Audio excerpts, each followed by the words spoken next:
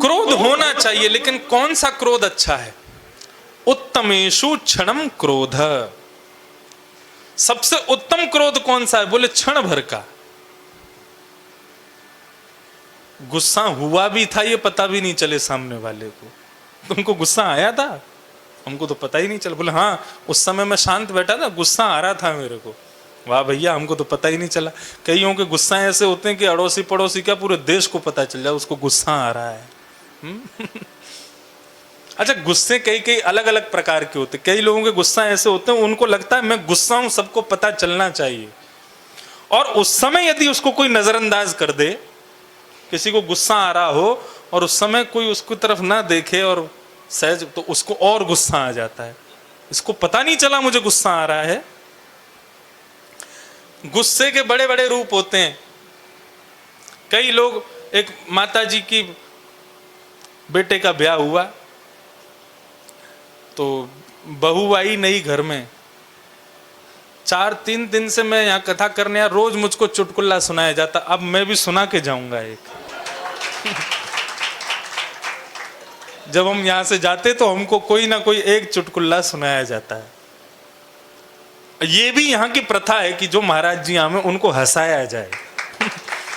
मतलब ऐसी ऐसी सुंदर आपकी व्यवस्था हमको बहुत बढ़िया लगी। लेकिन महाराज, ये यहाँ की प्रथा है, कई जगह चुटकुला सुनाने पर गुस्सा हो जाते हैं महाराज जी। हमको चुटकुला सुना रहे हो, हमारी गरिमा महिमा का कोई ध्यान नहीं है। तो एक माता जी, उनकी बेटे का ब्याह हुआ। तो ब्याह होने के बाद उनकी जो बहू आई, 3 प्रकार के दुखी होते हैं लोग। एक तो होते हैं समय से दुखी, उनका बेचारे करते बहुत अच्छा है लेकिन उनका समय खराब आ जाता है, दुखी हो जाते हैं। एक होते हैं कर्म से दुखी, कर्म गलत करते हैं तो फिर दुख तो भोगना पड़ता है बाद में, जैसा करोगे वैसा भोगना पड़ेगा। और तीसरा दुख होता है स्वभाव से दुखी। एक आदमी अपने 3 बच्चों के संग पार्क में बैठा था, दूसरा कोई व्यक्ति घूमता हुआ आया, तीनों बच्चे इतने प्यारे उसके। उसने कहा ये तीनों बच्चे आपके हैं? तो वो बोला 4 होते तो तू क्या कर लेता? अरे भाई, पूछा ही तो है मैंने कुछ नहीं 4 होते तो तू क्या कर लेता बता। जबरदस्ती गुस्सा, इसको कहते हैं स्वभाव से दुखी। देखो, कर्म से जो दुखी है वो सुखी हो जाएगा, काल से जो दुखी है वो भी सुखी हो जाएगा, स्वभाव से जो दुखी है उसको कोई सुखी नहीं कर सकता। तो माता जी स्वभाव से दुखी थी। उनकी नई नई बहू आई। बहू ने आज भोजन बनाया तो दाल बनाई, बढ़िया सब्जी बनाई, रोटी माता जी को पवाया और दाल में थोड़ी नमक कम पड़ गया। माता जी ने जैसे पाया तो चिल्लाने लगी, ए बाहर निकल के आओ, तुम्हारी माता जी ने कुछ नहीं सिखाया तुमको? ऐसी दाल बनती है? ऐसे बनाते हैं दाल? इसमें नींबू नहीं है, नमक नहीं है, बिल्कुल चटपटी नहीं है, ऐसी दाल ला, एक कटोरी और दे इसमें। भरती पी पी के जा रही है लेकिन गाली सुना रही है उसको। बहू के मन में तो है, बोलूं तो सही, माँ इतनी बुरी है तो पी क्यों रही हो, ला और दे इसमें। पीती, देख बिल्कुल नमक नहीं है इसमें, जरा देना थोड़े, तो नींबू भी नहीं है। अब वो ऐसे सुनाती गई, वो समझ गई कि माता जी हमारी स्वभाव से दुखी हैं। दूसरे दिन उसने कढ़ी बनाई। हाँ, सिंधी कढ़ी आज बनी है, आज बनी है ना। कल पिताजी बता रहे थे ना, मेरी कथा हुई, मेरे जीवन की पहली कथा द्वारिका में, दूसरी कथा हुई न्यूयॉर्क में। तो जब मैं न्यूयॉर्क गया तो वो कथा जिन्होंने कराई थी सब सिंधी परिवार। अच्छा, आप लोग तो फिर भी यहाँ, वो पता है कहाँ से थे? सब पाकिस्तान के थे। और वो मेरे सामने बात करते थे। एक आए, बोले महाराज जी कल मैं जा रहा हूँ, बस आज तक की कथा सुनी। मैंने कहाँ जा रहे हो? बोले कराची। मैंने कराची?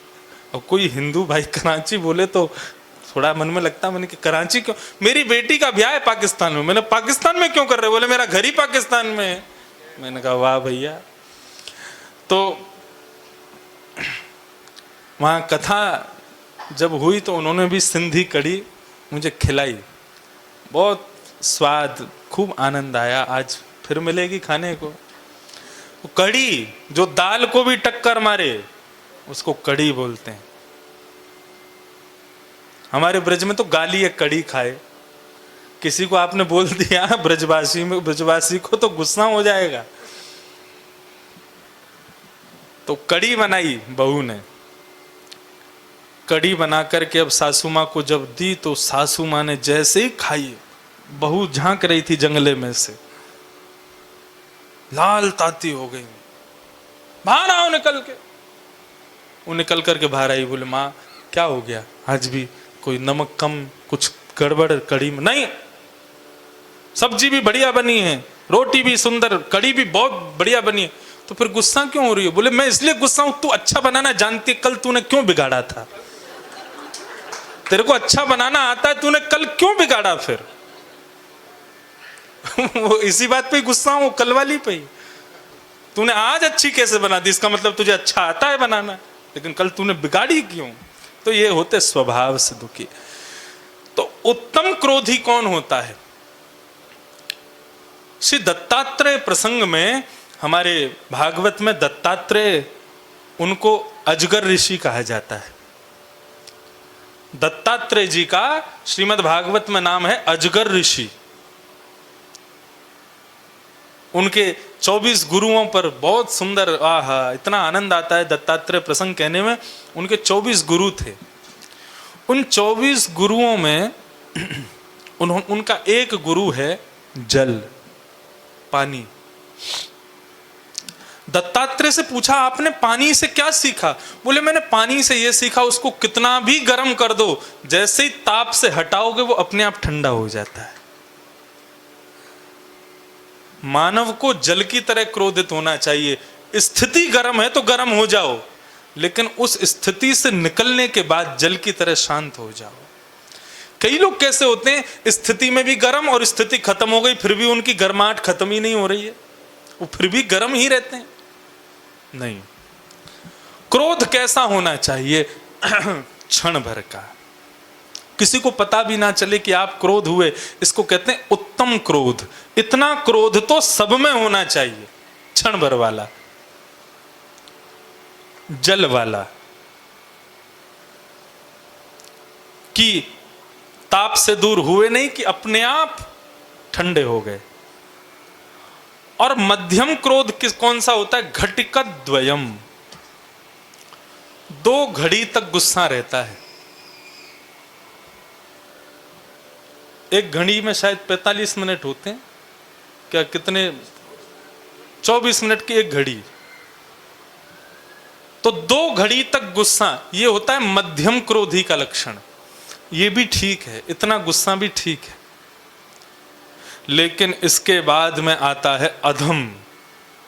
अधम व्यक्ति का गुस्सा कहता है, बोले अधमेश्यात अहोरात्रम, वो एक रात्रि गुस्सा रहता है, पूरी रात निकाल देता है गुस्से में। ऐसे व्यक्ति को अधम माना जाता है। और चांडाल प्रवृत्ति का कौन होता है? बोले पूरा जीवन निकाल देता है क्रोध में, उसको चांडाल कहते हैं। महाराज, नरक जाने वालों के लक्षण क्या हैं? नरक जाने वालों के लक्षण क्या हैं? अब धर्म के लक्षण पूरे हुए नहीं कि अब हम धर्म नरक जाने वालों के लक्षण पर फिर से कथा शुरू कर दे रहे हैं। अत्यंत कोप कटुका चवाणी वैरम नीच प्रसंग कुलहीन सेवा चिन्हानी देहे नरकम गतानाम। ये 6 चिन्ह हैं नरक जाने वालों के। उनमें सबसे पहला चिन्ह है अत्यंत कोप, भयंकर गुस्सा। यदि किसी को बहुत गुस्सा आता है तो वो सावधान रहे, उसको कोई नहीं छोड़ेगा, नरक जाने से कोई नहीं बचा पाएगा। श्री हरिराम व्यास जी हुए, नाम सुना है आपने, बहुत विद्वान थे, पूरे भारत के विद्वानों को हराते घूमते थे। बनारस में जाकर के वहां के विद्वानों को हराने के लिए चुनौती दी तो भगवान काशी विश्वनाथ ब्राह्मण का रूप धारण करके आ गए। और विश्वनाथ भगवान को ब्राह्मण रूप में देख के हरिराम व्यास जी बोलने लगे, आओ ब्राह्मण शास्त्रार्थ करने आए हो। विश्वनाथ भगवान बोले, मैं शास्त्री नहीं जानता, अर्थ क्या करूंगा, मैं तो आपको विद्वान जान के एक प्रश्न करने आया हूं। बोले करो, विवेक क्या है? हरिराम व्यास जी हंसने लगे, बोले मेरे स्तर का प्रश्न पूछो, ये बालकों वाले प्रश्न नहीं। बोले मेरी बुद्धि में इतना ही आ सका था, मैं इतना ही पूछ रहा हूं, विवेक क्या है? हरिराम व्यास जी बोले सद असद का ज्ञान हो जाना, क्या सही है क्या गलत है ये ज्ञान हो जाना, यही विवेक है। काशी विश्वनाथ भगवान बोले आप विवेक युक्त हो गए हो, मतलब क्या कहना चाहते हो तुम? बोले कि अपनी विद्या से दूसरे विद्वानों को हराना, क्या इसीलिए विद्या प्राप्त की जाती है? हम शास्त्र वेद पुराण आदियों का पठन इसलिए करते हैं ताकि और जो लोग पढ़े हुए हैं उनको मैं हरा सकूं, इसलिए पढ़ा आपने। क्या यही विवेक है आपका कि बेचारे ब्राह्मण जो बड़ी मुश्किल से अपने जीवन यापन करते हैं, अपने परिवार का पेट पालते हैं, उनको हराने के लिए, उनको नीचा दिखाने के लिए आप विद्वान बने हो, यही विवेक है आपका? हरिराम व्यास जी चरणों में गिर गए। आप कौन हो? आप ब्राह्मण नहीं हो, कौन हो मुझे बताओ।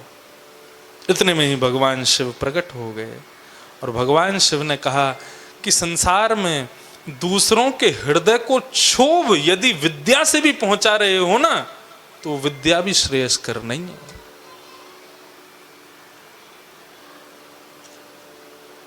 अरे हरिराम व्यास, तुम भगवान श्री कृष्ण की सहचरी विशाखा हो, तुम विशाखा ही हरिराम व्यास के रूप में आई हो। तुम्हारा स्थान काशी नहीं है, तुम्हारा स्थान श्रीधाम वृंदावन है, अभी चले जाओ। उसी क्षण हरिराम व्यास जी वृंदावन आ गए और वृंदावन में आकर के विचरण करने लगे। इतनी ऊंची परिस्थिति में पहुंच गए कि बिहारी जी का प्रसाद एक दिन उनको नहीं मिल पाया, विलंब हो गया। तो अंतिम प्रसाद की जो श्रृंखला है वो बिहारी जी में झाड़ू लगाने वाली मेहतरानियों को दिया जाता था, जिन मेहतरानियों को कोई स्पर्श भी नहीं करता। उन मेहतरानियों के हाथ में प्रसाद देख करके हरिराम व्यास जी पुजारी जी के पास गए। प्रसाद, बोले अब तो खत्म हो गया, आप विलंब से आए, लेट हो गए। अंतिम प्रसाद मेहतरानी का, वो भी बट गया। तो हरिराम व्यास जी ने देखा दूर मेहतरानी बैठी है, उसके पास गए। मेहतरानी खड़ी हो गई, व्यास जी प्रणाम। बोले खड़ी मत हो, बैठो। बैठ गई, उसके चरण छूने लगे। बोले आप मेरा स्पर्श मत कीजिए, आप मुझे स्पर्श का अधिकार नहीं है आपको। बोले तो चुप हो जा, जात पात पूछे नहीं को, हरि को भजे सो हरि को हो।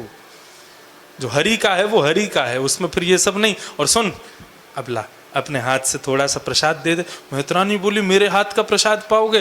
बोले तू मेहतरानी में व्यास, लेकिन प्रसाद तो फिर भी दोनों के हाथ में यथावत ही रहेगा ना। प्रसाद थोड़ी मेहतरानी और व्यास बन जाएगा, प्रसाद में थोड़ी कोई भेद है। प्रसाद नहीं देखता मैं ब्राह्मण के मुख में जा रहा हूं, वैश्य के मुख में जा रहा हूं, तू क्यों इतना भेद रखती है? चल अपने हाथ से प्रसाद दे दे। इतनी ऊंची स्थिति में पहुंच गए हरिराम व्यास जी। तो जिस क्रिया से किसी के हृदय को क्षोभ हो, वो क्रिया कितनी भी अच्छी हो, लेकिन भगवद मिलन में बाधा बन जाएगी। यदि आपके क्रोध से संसार में किसी को भी क्षोभ होता है, किसी को भी कष्ट होता है, और क्रोध से प्रसन्नता तो किसी को होती ही नहीं है। कौन खुश होता है? सब दुखी होते हैं। इसलिए क्रोध त्यागो। और क्रोध करने का बहुत ही मन करता है ना, बहुत गुस्सा आता है, जाओ मंदिर में बिहारी जी पे ही करो। कालिया नाग के सिर पर भगवान नृत्य